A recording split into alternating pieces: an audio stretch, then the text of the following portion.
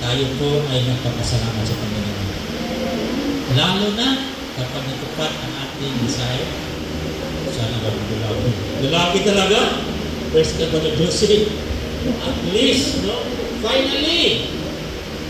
Panginoon ko ba Jose, I am rejoicing with you. Talagang being a father, kami mga patatay, pero bakit ba yung anak mo? Pero talaga, yung first child talaga dapat sana, pag lalaki, iba ang aura. Kung anak, mahala ang anak mo. Diba? Sana umami ng mga lahat ng tatay na talagang kami na lalaki. Kaya, tapos, kahit ang mukha natin, hindi masyadong pugi, pero kailangan magmana sa atin yan. Huwag lang magmana sa ugali. Magmana sa atin yan. Sa paglabas, talagang sabihin ng ating ayun, magmana ka sa tatay. Tatay ka, yes! Finally, magmana sa akin. Pero kahit babae naman, huwag ka na naman. Kasi alam, wala niyan siya. Yan ang ating nakagalian na talaga. So, nalungkot din ako kasi may mga pamilya na lahat babae. Yung panganay kapatid ko, lababae. Tapos sabi ng kuwan, hindi ka maghinto, babae pa rin. Hindi ka maghinto, pangatlo, babae pa rin. Ano man, hinto na, hindi pa yan, hanapan lalaki, babae pa rin. Sobra naman siya. Uy, siya naman manong, siya dili ko ulo, hanggang di ba lalaki? Kalima, sana, lalaki, babae pa rin. Okay, planting, dili planting. Yan pang-alima na, pang-anim na ha. Matanda ng kapatid ko. Sabi na, anak din ko kanyang manoy. Siya naman ako lalaki. Sabi na, siya naman anak lalaki ito, pang-anim, babae rin ko. Saan naman ang taon manong? Siya, dito ko mo unang Ginoo, hangtod mo lalaki. Kapito lalaki. Punong na siya. Tigulang mo po. Oo yan. Tigulang. Soon. Wala na. Yung mga may lalaki na swerte kayo. Okay, hindi sabihin niya walang swerte kapag lalaki. Pero talagang yun talagang visual feelings. So, dedication is thanking God for the child. So ngayon, gumasto tayo ng pera para lang makita na nagpasalamat ka sa Ginoo. Then pangalawa, parents commit. Ito purpose of child dedication. Pangalawa, parents commit to raising the child in God's ways. Amen? Talagang i-commit mo sarili mo na itong anak ko magiging God-fearing.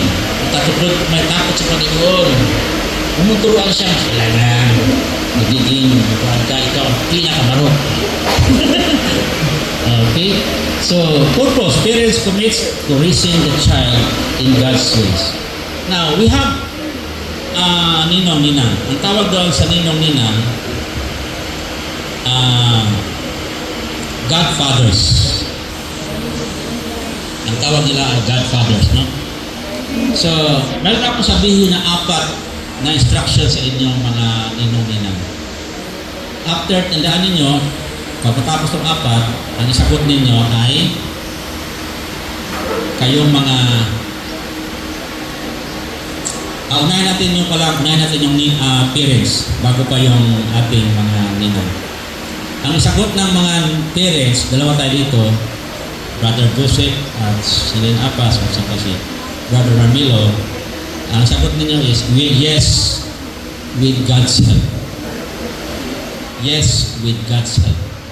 Okay? Charge to parents. Number 1, do you acknowledge that this child, yung bata na hawak mo, is a gift from God? Okay? Saka na yung yes with God's help, tapos lahat na siya. Pangalawa, do you commit to raising this child in a God-fearing, Christ-centered home? Pangatlo, do you promise to teach your child God's word and to model a godly life? Last, pang-apat, do you commit to pray for your child continually? Amen? Yes, with God's help. Yun na nga, magswerte yung mga parents na Christian, buragin. Kasi lagi yung nanalangin sa mga anak nila. So, mahalaga po ang prayer ninyo sa anak ninyo. Every time you will go to school, kahit saan, do not forget to pray for your children. At sabi ninyo kanina, yes, with God's help. Kasi po, of course, minsan napagod tayo sarili. But, sa tulong ni Lord, magawa natin yan. No, sa atin namang sa mga ninong, tawag nito is charge to the godfathers. Ang tawag ninyo ay godfathers, no? Ito po ay mayroon tayong piniprepare na tatlong mga katanungan. At ang isagot ninyo after these 3 questions para sa inyong mga godfathers ay yes, we will. Yes, we will. Okay, number 1, do you commit to support this child spiritually, emotionally, and morally? Number 2, will you be examples of Christian living to the child? Last question, number 3, will you stand with the parents in prayer and encouragement? Yes, we will.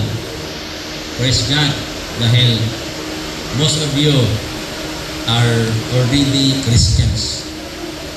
So, being a Christian, so you need to pray for the child. Barong Bukson. Kasi po ang naninaw, ninang, kayo po ay nagiging pangalawang magulang. Ising mga magulang, hindi kayo magbuwan na kailangan sapuntahan ninyo. Kailangan prayer, talaga advices, minsan sometimes advices itself. And most important sa lahat, yung example. Magsabi na, inanak, kailangan bawal may ng bisyo ha. Kung nakita ka, ikaw lagi ninong, hayaan mo, matanda na ako. Ikaw, bata ka pa. Matandaan ng bata yan. Pagtanda ko yan. Gawin ko yan.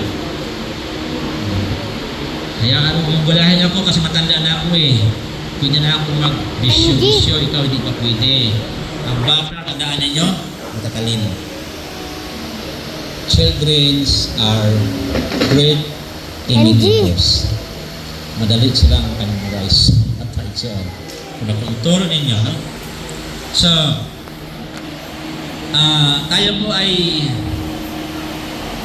meron ding na kaubalian na yun din kadalasan yung dahilan na kukuha tayo ng mga ninong. Ano kaya? Yung pag December, maraming ninong magtatago.